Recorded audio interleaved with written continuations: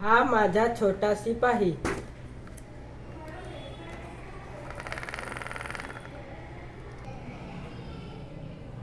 माझे नाव अंशुमन सिंह। या प्रकल्पात माझे सहभागी मित्र मानसी, हर्षल, हिमांशु। माझे या नवीन कल्पनेचे नाव आहे छोटा सिपाही। अनेक ठिकाणी शोध मोहीम करत असताना मोठमोठ्या कॅमेऱ्याचा वापर करता येत नाही। अशा वेळी या छोट्या सिपाहीचा वापर करून शोध घेता येईल।